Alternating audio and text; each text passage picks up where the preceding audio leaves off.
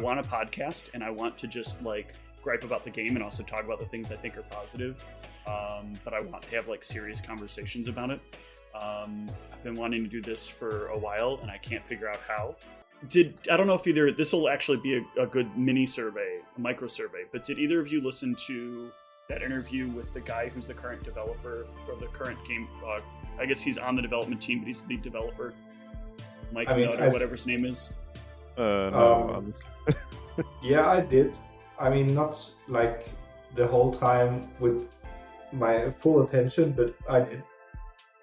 So I tried to I listened to it as much as I could, but parts of that were kind of frustrating to me, and I want to repeat this as much as I can. If anybody ever catches this video, I think that this is a really great game, and I think that it is deeply interplayed, and I appreciate everything that Black Chantry is doing, and I think that in some measure, like V5 is a great example of the correct forward direction. That being said, this set is like incredibly disappointing to me. Like on a level I've never felt like could have been achievable by VTES. Like there are cards that were printed that were 100% flavor only, and the guy in charge of design literally said like that's the goal right now for what he's designing. It's flavorific stuff. And it's like that's fine, but flavor has to equal playability, right? Like, but I think you should be fair there. As I understood it, it was about Paradox making a point with that they should do things correlating to other Dark World stuff, like right. I don't deny that. So, I think that's actually brilliant marketing.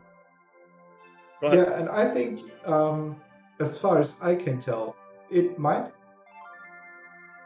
There's even a storyline event, I think, somewhat planned. I thought I read there was no storyline event. No, VEKN says. Yeah, there is one in the future. I can't remember when this. Yeah, I think. Okay, so I think I saw a different. I think I'm remembering a different post. I've been trying to keep up on what's going on, but part of the problem is information is so disseminated across 30 different platforms. So, yeah, it's like you can't gather it in one place, and that's also one of the problems. Well, they claim you can get it all from the forums, but the forums are a mess. The forums are like the hardest thing to read in the world, in my opinion. Why would you ever use forums? To make my finish it up. Point. Go ahead. I think there is a Camarilla set upcoming, and you mean Sabat set? Because that's what we need more of. No, I think they said Camarilla set in the newsletter, but it talked about Sabat, but it's further ahead. Yeah, they delayed it and took the other precons first. But see, they also pushed away. They're pushing out like everything over and over and over again. And I understand there's like this fear that they're going to introduce bad cards into the ecosystem. And I don't know if it's not enough players in the playtesting sphere. I don't know if it's a lack of money. BCP, if it's a lack of money, hit me up. We can talk. I would like to just this game needs an injection of something. It needs something exciting to draw people in, to get people talking about the game, to really energize. V5 is a great book. We're building stability, and I think the game does need to have stability, but the game has 25 plus years of stability. All that people need to know from V5 is we are 100% printing stuff. We're going to be churning stuff out. I think that almost everything should just probably be kickstarted at this point, or like on some sort of pre-order basis. I know that like they've got deals with KGS to make sure that like he still gets his money in the pipeline, it seems like, in the process of that. So like it doesn't seem like anybody's missing out on anything here. Why not you're not going to flood the community with too much money, with too many resources, with too many cards. Like this like 4 to 6 month cycle of like a set that comes out and a set that has like only flavor cards. It's I don't care that it has flavor cards. I think a set should be flavored around other things. You definitely should tie in one IP with matching IPs because it just makes sense. But you can make cards that are better than like watching people buy 60 cards in a cardboard container, and of which 32 of those cards are basically like preemptively already in the recycle bin. Oh wait, you can't recycle them, so in the garbage bin.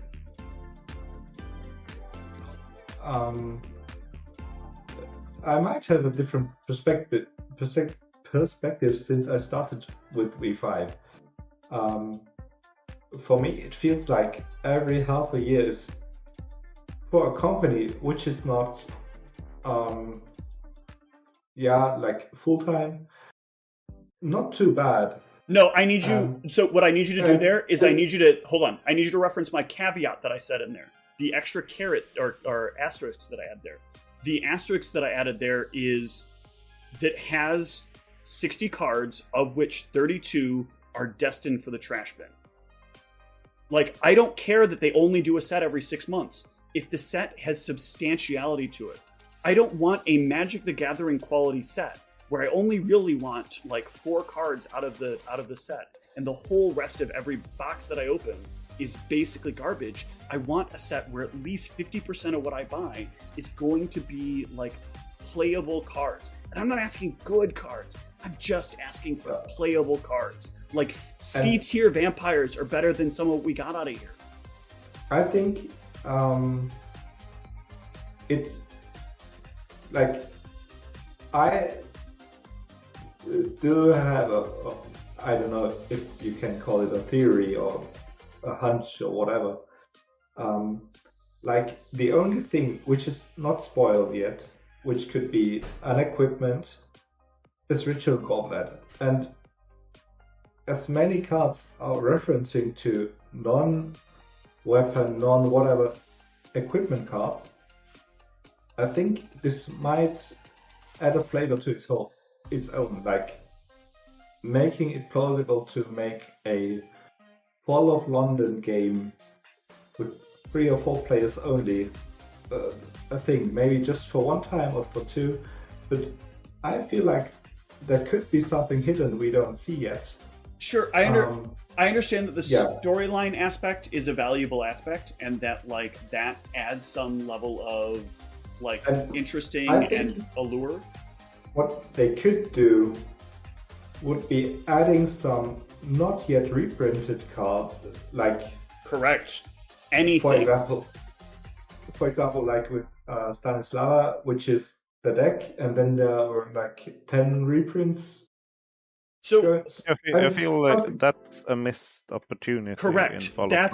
That's sort of what I'm saying here is you could have stuffed anything into this to buff it up so it doesn't feel like a bad value.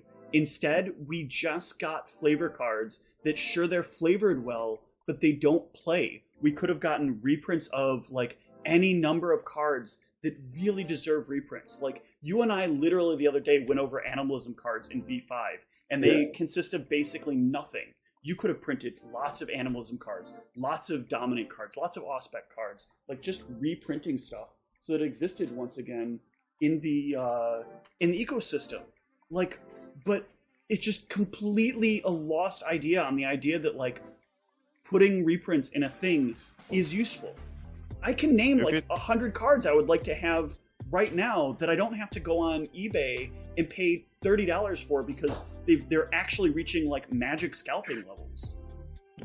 If you also see it from a V5 perspective, like most of the cards in Fall of London is based around reducing the cost for equipments.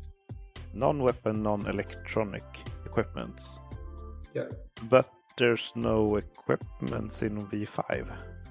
No, there's one equipment. There is one equipment. There's the drug, the enhanced coagulant. Yeah, and but this is a weapon. But if you see in all the products released in V5, there's barely any. Oh yeah, the card does nothing for the V5 format. I agree with you. Yeah, it basically will do. The whole do for the Ritual Goblet. Which one? Ritual Goblet, which is not spoiled yet, but is the only card which could be, for any sense, an equipment. Yeah, but true, but it would be like costing So- 4 or 5 to make it So let's just do this. make I'm you gonna want to do use all the reduction cards. I'm gonna do the any BCP including promo, and I'm gonna look at equipment. No, there's not much. But that's the point. The point that he's making, and the point that I'm making as well, is this is just another like large scale missed opportunity, and them creating a card which sure benefits a lot of people, but ultimately also doesn't, because it's like going to be one of the most contested cards in a lot of decks.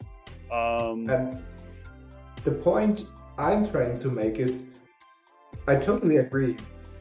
Okay. I just think it is also a flavor thing, which is pointed directly at Fall of London.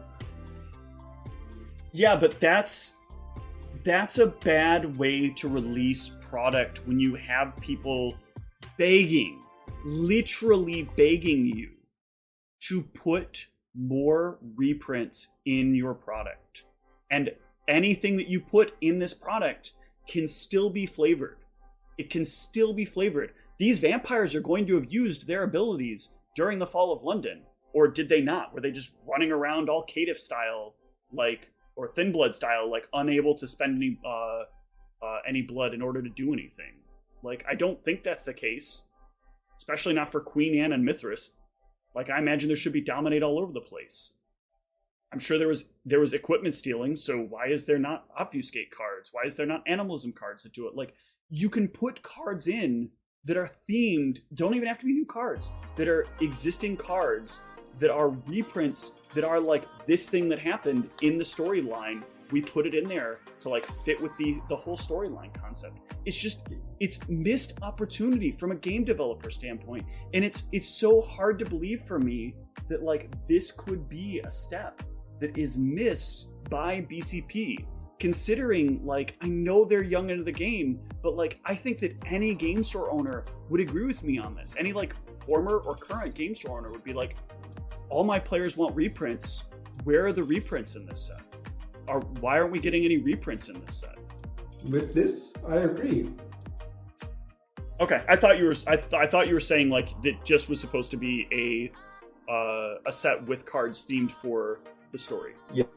I was saying that. Okay. But I was saying also, I think they could have added, like, they did, for example, with Stanislava, we make the Fall of London and we do a section like reprint. Yeah. Another 15 cards, whatever. I see no reason. I see no reason this shouldn't have been an 80 or 90 card box. And just they keep up the same print size for everything. Yeah, because 54 cards feel kinda weird. Low. Yeah. For $11 as well. That's I guess it's $13 US. So let's see. It's around. It's 12 euros. It's around 100. Yeah, so it's a quarter a piece. So at least they're on track with their costs. Because if you look at the actual value for the amounts of cards you get, it's decent, but you could definitely push this up to be an 80 or 90 card to release. Put some additional reprints or just additional cards. I mean, yeah, you get 40 crypt cards. This feels like an anthology set, but you could use the additional cards, additional money, to further develop stuff instead, because you have all of the cards, you just need to print them. Yeah. And if you then can bump up the price, you pay the same amount per card, and it's still a great value. Yep. I mean, I would even be willing to pay for a Kickstarter project, like they did before. They did this before. Yeah, like the Anarch set or stuff like that. Yeah. Yeah, I mean, as I understood it, they couldn't do it like the Anarch sets because they were like an exception, because not only PDF yet. but I think they could make a collection of 100, how many, whatever cards, which are already released and have no disciplines that don't exist anymore. So like, I don't think any commissary or beer or whatever cards are getting outside of DTC a reprint, but Yeah, I they think will you never could get a choose- reprint. Yeah, but you could choose cards out of all of the sets which don't Well, meet I understand the some of criteria. I understand some of their limitations in some scenarios. There's a problem with like paying for some art on cards they don't technically have rights to art for. There is some issue with Then you converting redo the art templates then. and stuff like that. What were you saying? Then just redo the art. Well, yeah, but Yeah. the argument is that the art costs money, so they have to then find and finance Yeah. the art. Like I've heard And- some of it. I feel The like thing is, there's they something. Are they willing to do this So- with Kickstarter, for example? Well, Yeah, the- that's Yeah. what you could do a Kickstarter for, to actually pay right, for but the new art. alleging is they can't. So people are going to want to know what they have ahead of time, and I think it's actually required, as per Kickstarter rules, that they have like listed what the final product will contain. And for this, it would be very important. So they need to secure ahead of time like what they own the rights to. I feel like this is a total feel. I don't know. And I mean no offense, and I don't want anybody to take this as anything other than a grain of salt, but I feel like they probably have a list of what they actually have art assets for and what they don't, and they can easily manage to find like a way to pick and choose from there what gets added to the existing content. And it seems like they're working with a number of the pre-existing artists already. So you can go back to them and say like, hey, we want to use this card as well. I don't know if they're paying on a also on a per reprint basis, or if they're buying the art one time. I don't know what kind of arrangement they have there. But I do feel like a lot of questions regarding this have been very evasive. And I think that it would be helpful for them to be a little more like open in the right places. But I mean, they are not that big of a company, so they can afford to not be transparent. In my opinion, on the unfortunate side, I would disagree. You are building a nothing company. You can't afford not to be transparent. No one is you can only. I'm sorry. I guess I should put it this way. Technically they have nothing to lose, right? At this point, they've probably got at least enough ROI in order to like say that fuck it, we don't have to tell anybody anything. We'll just produce it and see if we make money off of it. Especially because a lot of their stuff is indirectly print on demand, and there are numerous people in the chain that are like indirectly compensated. So sure, they don't have to be transparent, but if they want the game to grow, there needs to be a very clear window between us and them. I think you misunderstood me. Okay, I thought you were saying they can't afford to be transparent, or they can't afford to be transparent. They can not afford to not be transparent. Okay, you missed. I think you missed an extra not when you initially said it. Yeah, because I feel like they are so small, they need to be actually transparent so people know what's coming, what they are available to do, what people can expect. Because like if you just read the discussions people have in this Discord, which is, I take it because that's my main window into it, because I feel like it's the most focused one. People talk all the time. I want that clan remade. I want that clan's discipline in production again, and they get their hopes up because they think, oh, everything is gonna be reprinted once at some point. No, not a lot of stuff is. It seems like right now, not a lot of stuff is planned to be reprinted. It seems more like things are being like shot down than they are being stated as versus what is being confirmed. Yeah, but that's what I mean. Like, Yeah. because if you actually read the discussions, though, people still think Yep. stuff is gonna get reprinted. Well, but they do want to play this game of like not dashing people's hopes for this fear that like people will leave. But I don't. Yeah, but the thing is, then they will just leave later on instead. And Instead they'll of and having they'll a leave clear. and they'll leave and take people with them, and like the bad taste will linger. Yeah, just But be I think, transparent. Tell people what you plan to do, what you plan to not do, because you don't have the rights or stuff like that. Just yeah, I give mean, people a clear roadmap. Yeah. Not this thing they presented a year ago or 2 years ago. That 90% of it still hasn't happened. Yep. yeah, and I think that might be okay if you could follow up we're at this point, and the reason for not happening it is A, B, C, D, like being transparent. What I wanted to add, I think they said almost at least every bloodline or stuff will get up to DTC, but their focus, I think maybe I even read that all of the cards should come to DTC, but those who are not V5 compliant have to go first.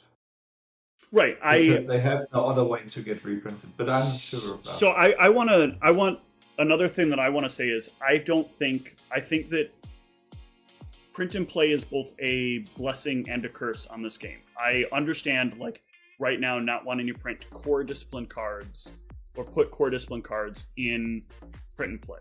You're gonna really mess up your ability to sell product if people can just go and like mass print all the dominates they want and never have to worry, all the deflections they want and never have to worry about it, or all the whatever they want and never have to worry about it. You're not gonna be. It's actually a good profit mechanism in some ways for BCP, but it's not good for getting the game out because you need something that retailers can have, because retailers are going to create a place where people can learn to play the game more often than not. I know it's technically word of friend mouth, but that word of friend mouth, usually you meet those people by playing with them somewhere. So I understand them wanting to only do like the stuff they know they're not going to reprint personally, but that still doesn't stop that still makes something very clear to me, which is you have the rights to list it on drive-through cards, which is an indirect having a person print cards for you from a direct first-party retailer. That means you own rights to a lot more art than you're letting on. Yeah. Because all that art is somehow just okay. They didn't change art on any of those cards. So they own something. They have to know. They have to know what they have.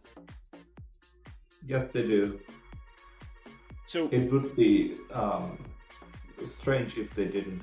So I want my reprints. I want to be able to. The hardest part for me of selling this game to anybody when I have to talk to them about it is, oh yeah, there's a great card pool. Cards are really cheap, but if you want to get them, we're gonna have to spend like an hour on eBay, like trying to make sure we get them all from the right location. I can give you some of what I have, but I never have enough because like there's always more that you're gonna need. But it's not gonna cost a lot. But hey, you want to wait like 2 weeks for an order to come in of your cards, and then you can play the game. Like, and I don't want to go to an alt v5 format because it's a format missing cards. Like when we went over it, you don't have a fundamental way to destroy equipment, right? If you're animalism and somebody's shooting at you, well, too bad. You just take the shots, even though an animalism card exists that has like whatever art on it that you could use. You should be able to use to blow up the gun. I don't. Yeah, I mean, one of the things I limit myself to. I mean, I got a friend getting interest in it, is just saying, okay, I have a card pool which I can. I don't.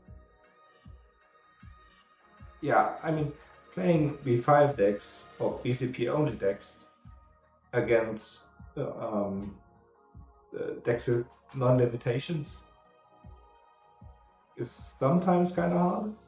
It's very hard. You can make it work. You can, but you are playing a losing game. This is like when Magic the Gathering produces their their event decks, right? They make these decks that are supposed to be, you can buy this deck and you'll be competitive in it. But it's like, sure, you'll be competitive if you draw the half of the deck that does the thing you need against the opponent you're playing against.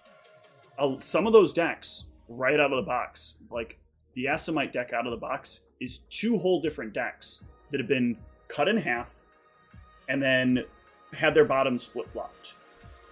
Or had their top and bottoms flip-flopped.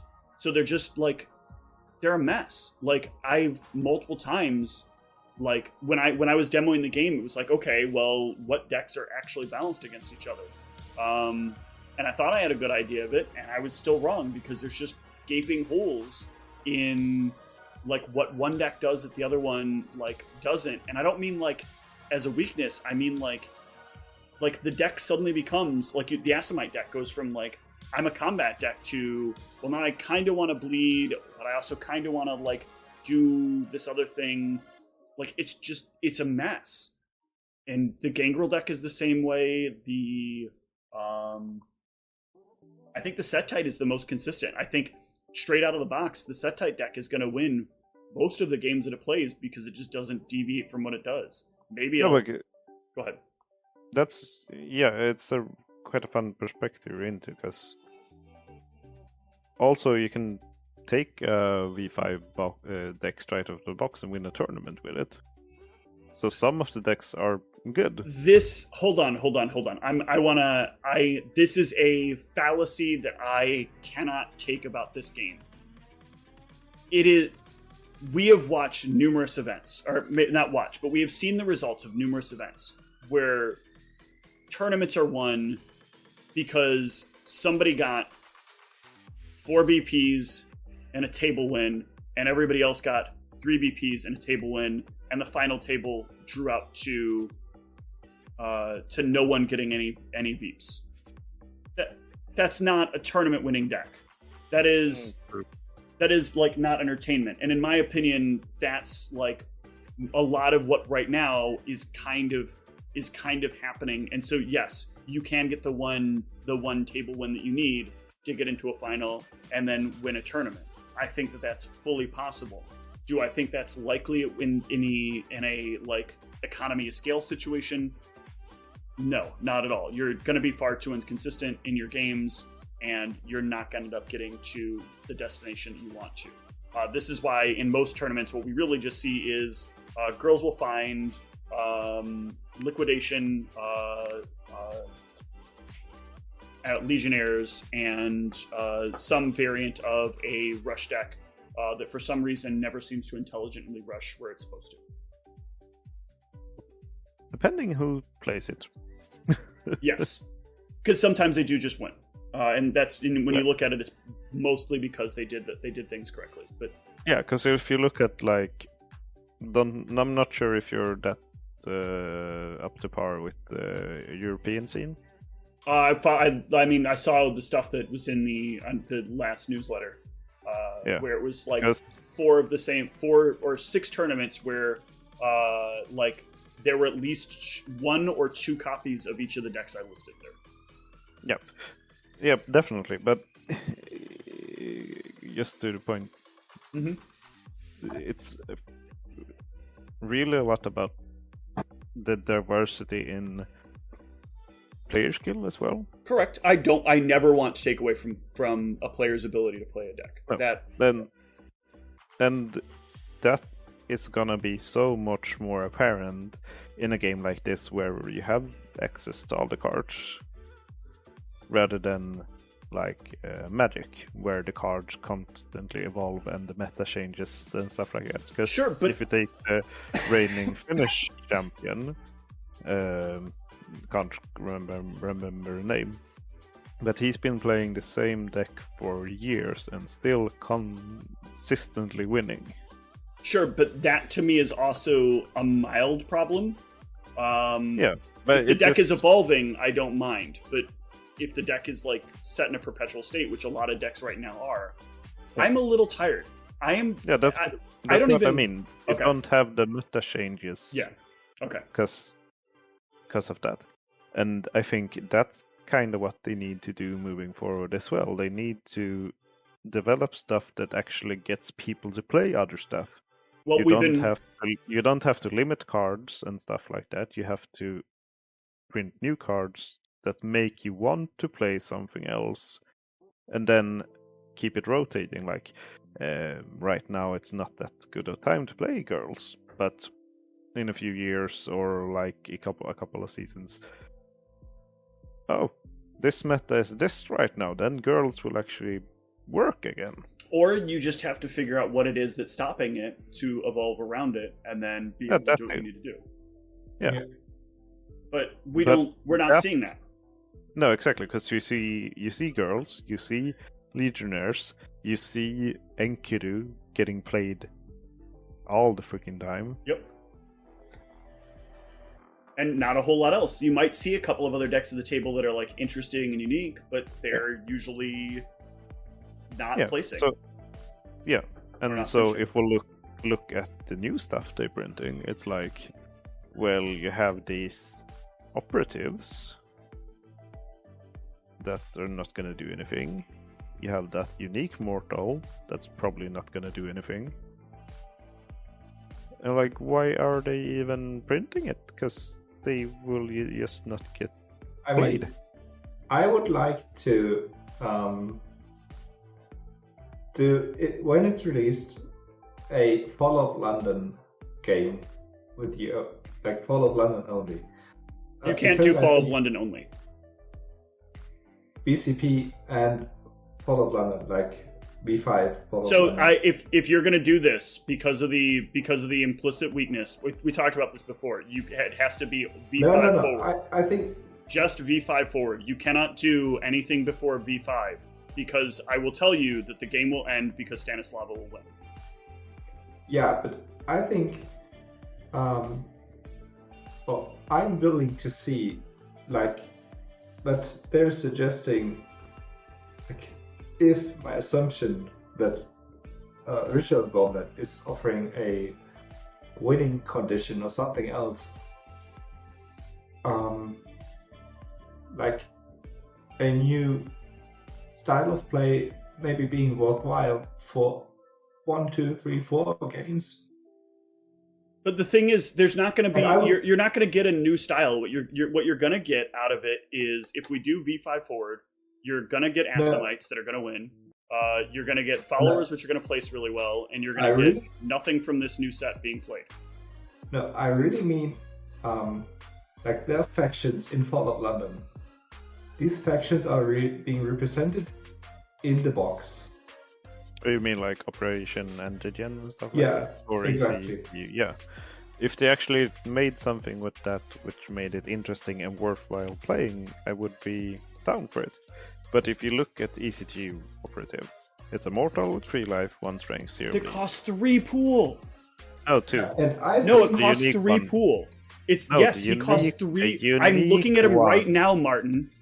The ECTU Operative costs 2 pool.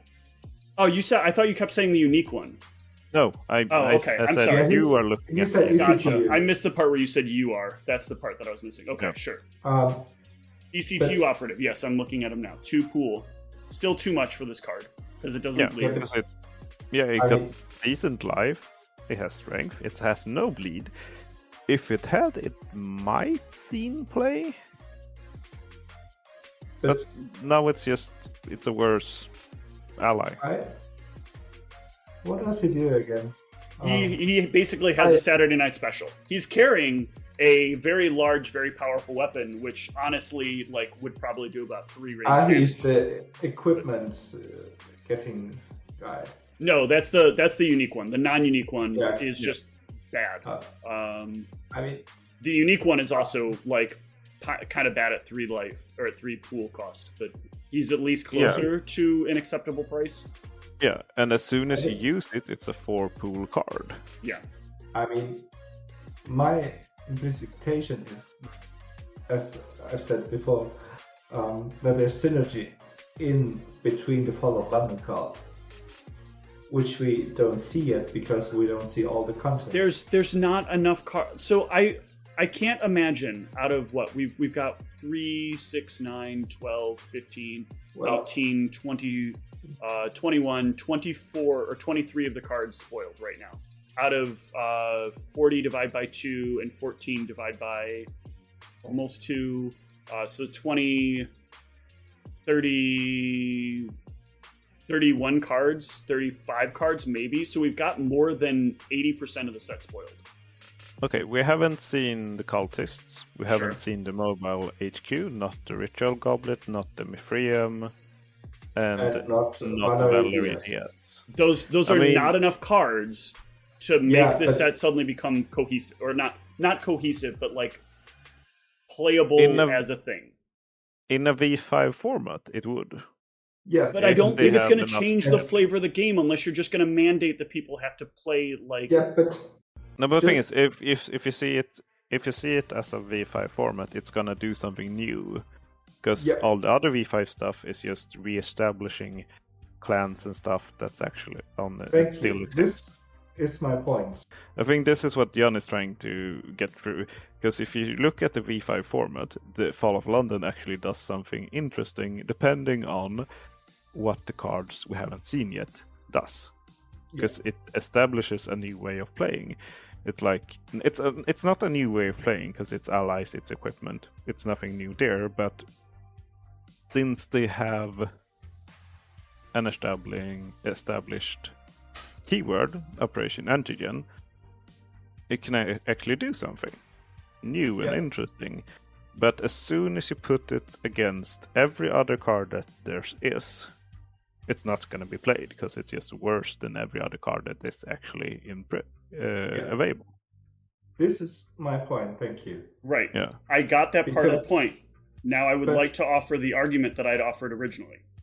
But go ahead. Go ahead. Because I think the cards we haven't seen yet, like 6 of them, in this, like Metroid Cultrix Mobile HQ, Operation Antigen, which has the keyword in its title, Ritual Goblet, Antigen Commander, and the Mithraeum.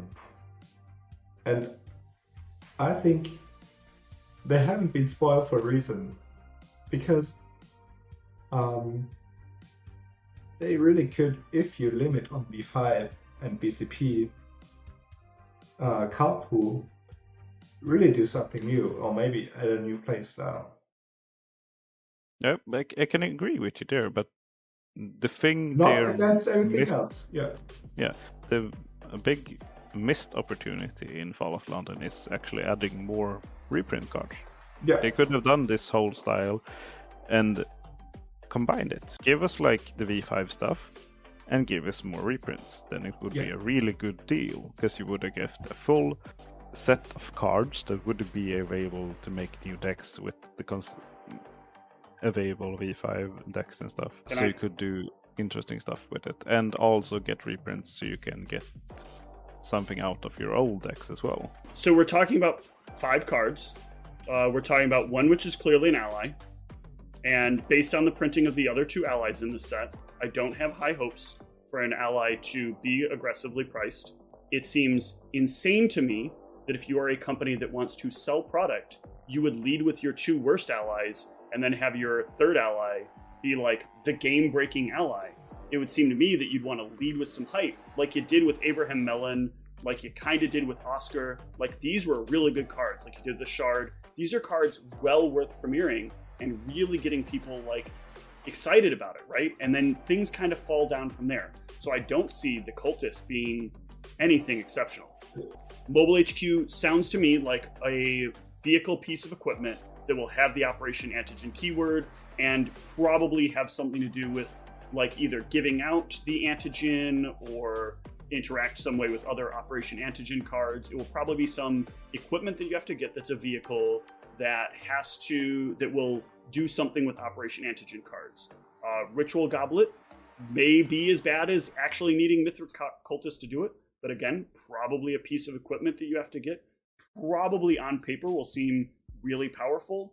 In execution, I have a feeling this is going to basically be Kamalaki Fragment or whatever it was called, that lets you do a few things and be kind of neat in a very fringe or specific situation. The Mithraeum, this has the potential to be a really powerful, outlandish kind of card because they have made the Shard and they have made British Museum. This will probably be a Ventrue location and probably have something to do with Mithras. And then the last card here that's not spoiled is another ally, Valerie Diaz, Antigen Commander. So this will probably, again, have something to do with Operation Antigen cards. Maybe it'll buff them up. I don't think it's going to give them bleed. It's probably not going to give them strength. But at the end of this, like, thinking about that and then looking at the cards that are here, I don't think that you can create, like, a brand new, like, change of format with this as a whole, because at the end of the day, this doesn't supply enough different cards and enough, like, unique and interesting cards that aren't either, one, just going to be highly contested cards, or two, be, like, unimpressive cards that won't have the impact they need to. That's my point. And just what I want to add, I can't agree with you I can agree with you with saying, why didn't they spoil the best cards yet or at first? For me, this would make sense if you look from it from a storytelling perspective. Like, the key plot has to be revealed yet. I thought they've already printed the Fall of London stuff. Yes, they do. So we know the plot. Why would they delay that? But if you want to see the Fall of London set as a history, just somewhat close, leaning into more the RPG element, then it would make sense. And I think this is what they intend. I can kind of agree from a different or add to that perspective as well, because if you see it from an actual game culture perspective, if you would lead with the good cards and the rest is shit, what are you gonna remember? So that's the way that you do this when you do a release is you don't hammer home your biggest things, but you hammer home enough really good things up front that people get interested. And right now there has been, so either one, the next card spoiled needs to be really great.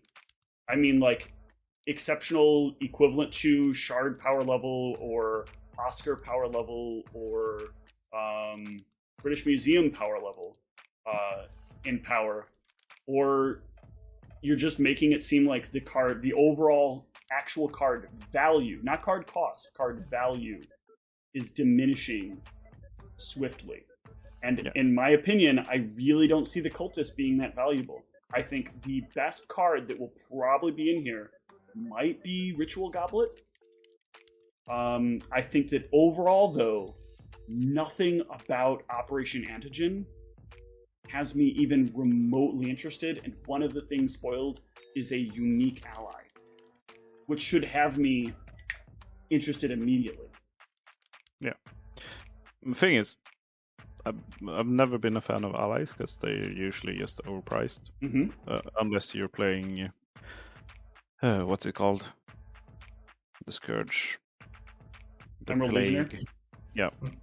Because that's like the only decent... Yeah, that's the only decently priced ally that they have. Mm-hmm. Almost. You have some good ones, like you have Carlton and the Tremere specific one. If you're playing... Yeah, when you can discount it. Yeah, if you're playing Tremere, Antitribu, and you can just pull them out.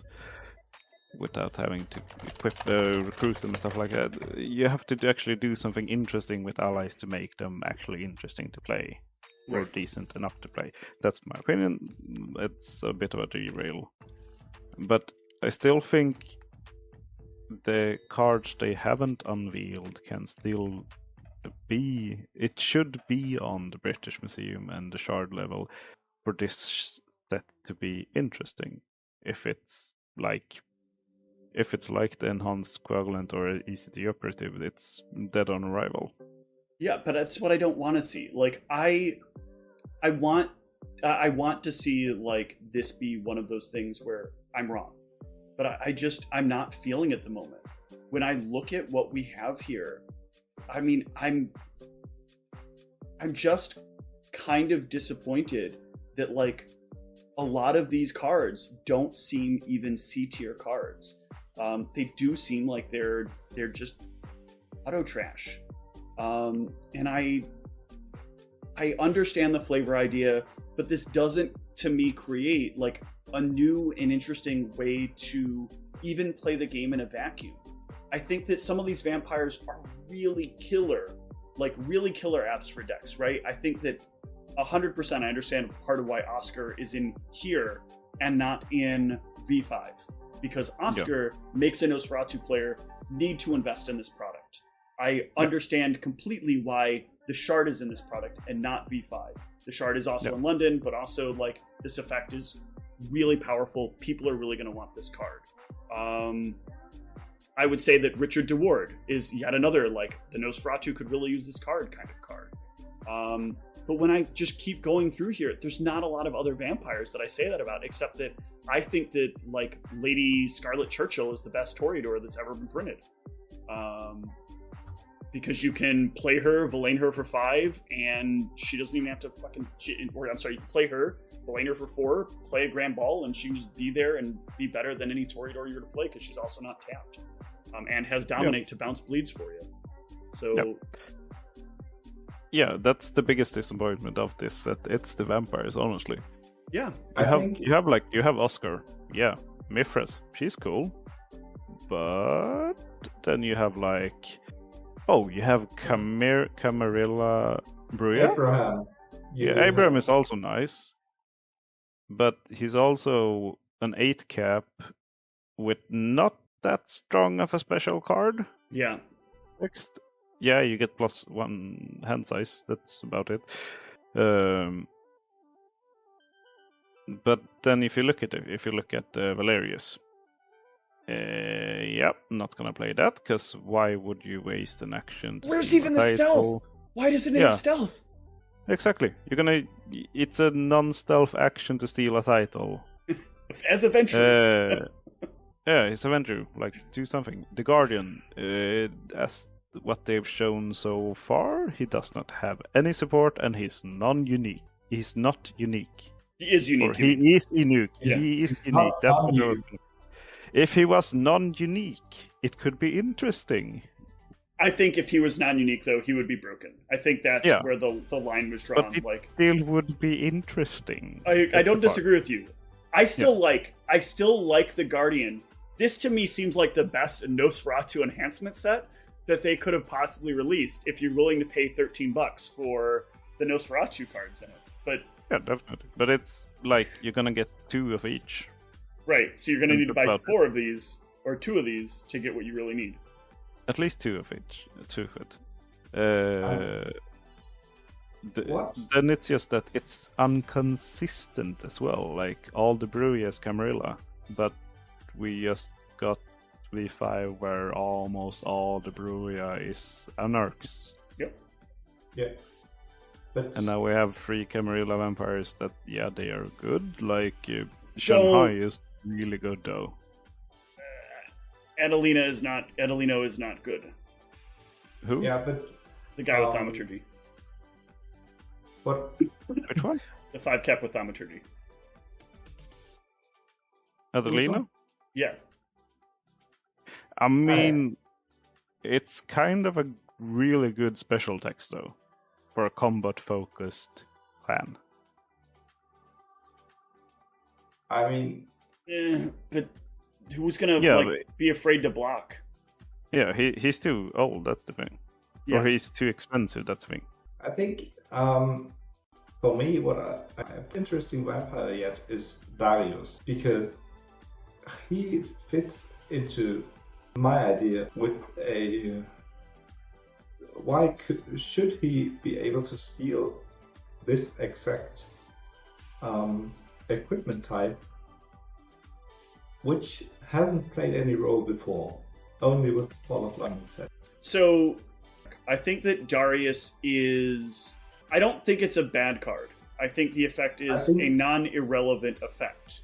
His effect could be relevant if the point we talked about before, like the not revealed cards being the key cards, would be true. Only one of those cards is going to be potentially stealable. I think it's an overly big downside to a not that good vampire. I think, for me, I do like my monks. Yeah, no, but because Darius don't need... Why can't he just have steal and equipment as a DN action? Why does it have to be non-electronic, non-vehicle, non-weapon? Flavor. Yeah, but it's just... It's not necessary. I mean, his job is to steal the heart of cheating, right? Yeah. Or the ritual goblet. Yeah. If the ritual goblet is not just another copy of Kamalaki fragment. Yeah, in my head, it would give you a winning condition. I don't think that that's going to give you a winning condition. I think that they are terrified of making any new and interesting win conditions for V5, to the point that we got one new win condition in V5 in the form of creeping sabotage, and the only reason they felt like it was safe was because they'd already had they already had rats, and they weren't running dominant, and most of these decks can't actually defend the win condition when they printed it. So it was like, look how powerful this is, and then in execution it's like, well, look, it's actually just exhausting of resources. Yeah, but I think I am more maybe mild. You have new player stars in your eyes for the realms at which this could be fantastic. I don't know. You kind of need that as well, though. I don't know if I like it yet or don't like it yet. I just say there might be something hidden there we haven't seen yet. I think you're just... I mean, all of the reviews were immediately just saying, are the vampires, the other cards, hitting play in comparison to what has already been out there? But none has taken a perspective with what is Fall of London trying to tell us. So that's not a way to develop a competitive card game. If this was a storyteller game, if we were sitting down and playing, I'm not remembering the name of it. It's on my shelf and I can't even I don't even see it over there. If this was some kind of game where the goal was literally to tell a story, if this was an actual RPG, sure, that would be great, and I would love to have story. But Magic the Gathering has taught me one thing very well, and in addition to that, other games like Shadowrun, they've taught me well that you can, and actually VTest as well, you can tell a story and still have that story contain moving cards that make you want to think and play something different and have these characters be a part of the world. And here I think the reviews are very fair to look at these vampires even in a vacuum and say, this vampire is disappointing. I don't think they're unfair. I didn't say that. I just said I think perspective is for me a different one. I think there's a story trying to be told, or they try to tell a story. For me, as playing V5 only, Vampire Kapu is not as big yet. I mean, Mithra is possibly the first or second 11 card. He's the first one. Yeah, so, yeah, exactly, for just being V5 for. And this is why I also maybe, milder in my review of my I about it, but yeah, I think No, I get that. I think I Sorry. get that, but the real core of this is like the real core of my issue, and it sounds like Martin's issue. And Martin, you can clarify differently after I finish, if not.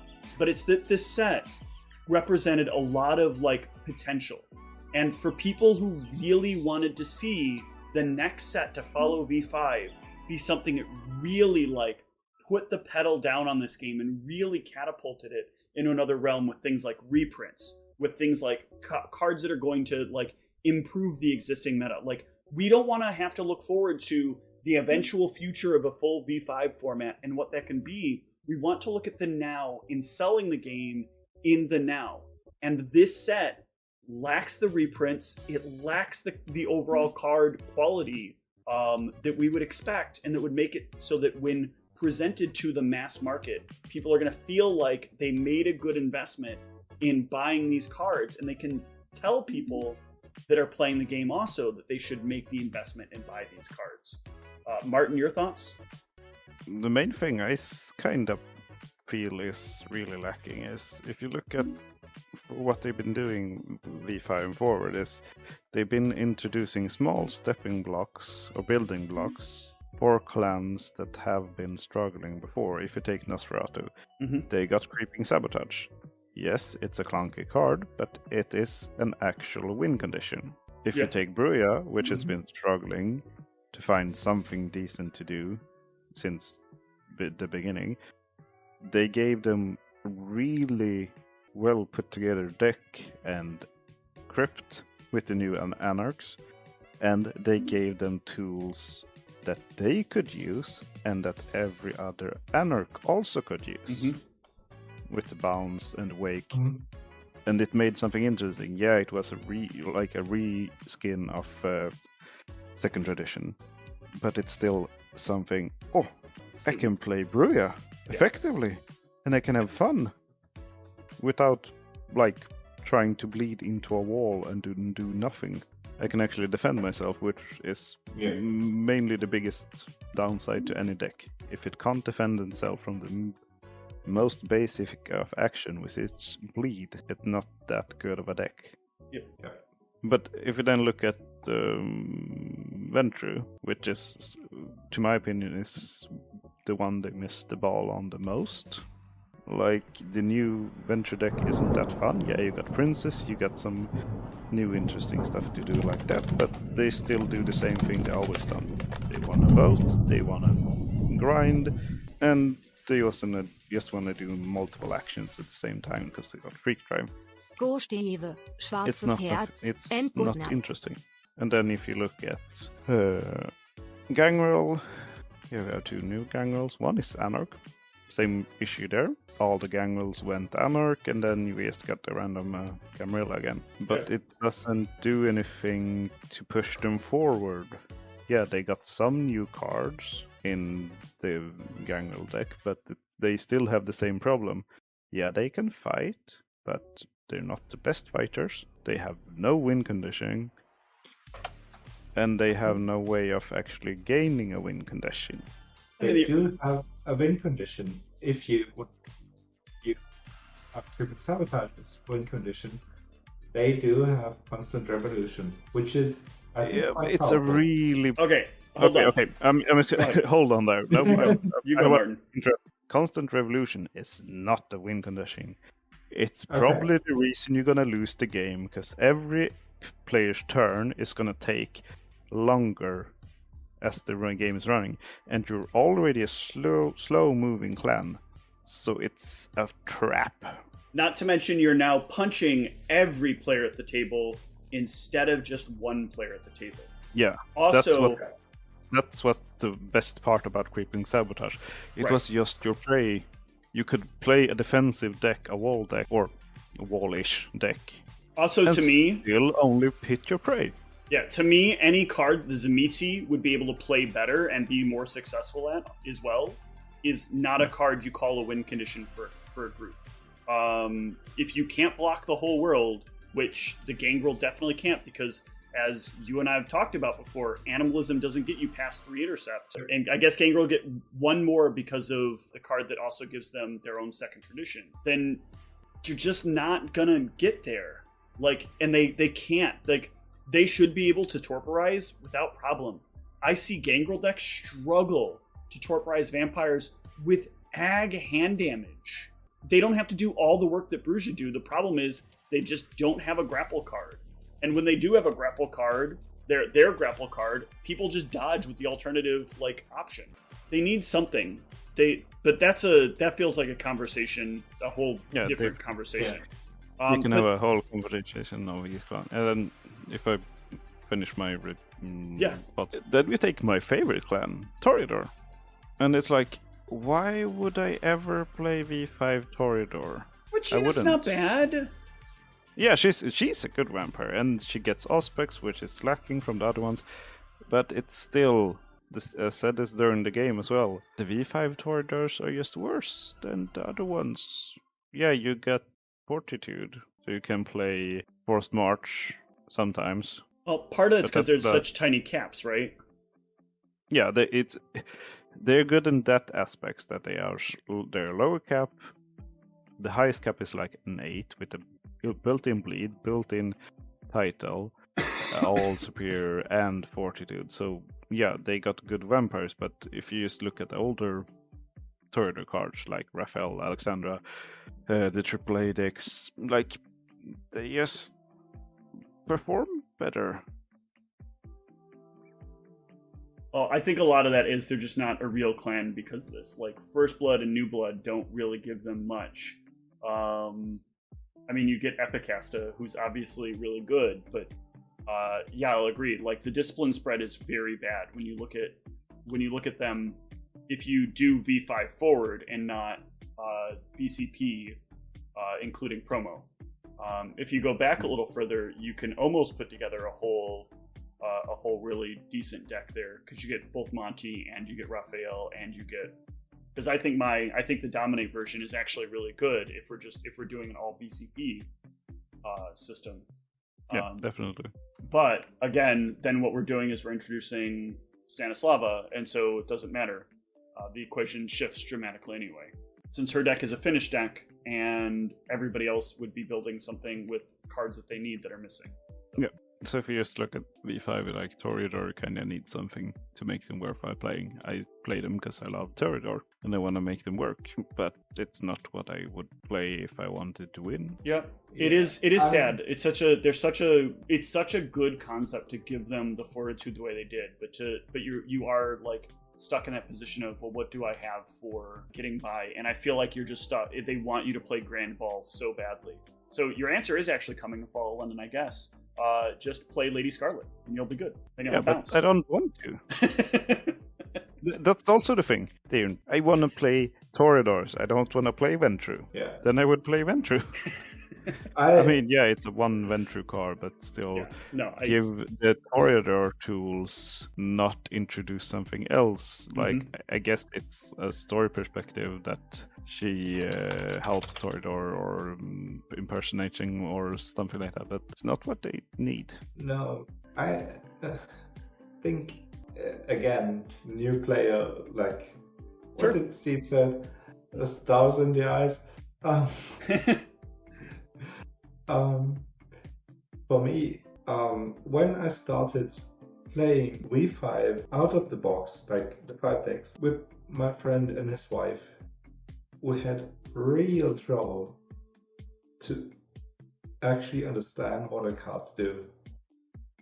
So, I can totally agree with all what you said. I mean, I could have wrote a view now. Guess what cards do, and most of the time, maybe. But I feel like if you want to get new players, the reduced card pool, and maybe it's not too bad, because really I had trouble thinking about what I would do with spying mission. And yeah, I mean, getting a small card pool and then advancing with the Anarch decks, and now with Fall of London feels good for me because I could grow into knowing more cards easier. Okay, I'm sorry, or I'm so then my question here though is, so no one you were playing with when you started had any older cards at all? No. And we you were, like, go ahead. Like he and me just, I played Yu-Gi-Oh, he plays Magic, but no one else. We just came by chance on Vitas. Okay. I think that overall you are largely an exception to the rule. Most people, when they are brought into a game, maybe I'm wrong, but this seems to be what I've experienced from about a decade of game store ownership. Most people are brought into games by somebody else who plays the game. And when they're brought into the game, those players are usually more than willing to contribute resources to that player to help them get started. So I think that for you, I can understand the intimidation factor of not wanting to have to learn the card pool, or wanting to be able to learn the card pool over time. But 3 years from now, what are you going to say to a new player when they walk into the game, who now has to learn a card pool that is quite large? I also feel like they kind of miss the mark with new players in V5. Because the thing is, the rules are not good enough written or explained or clear enough on the cards themselves to learn in a void. You need outside help.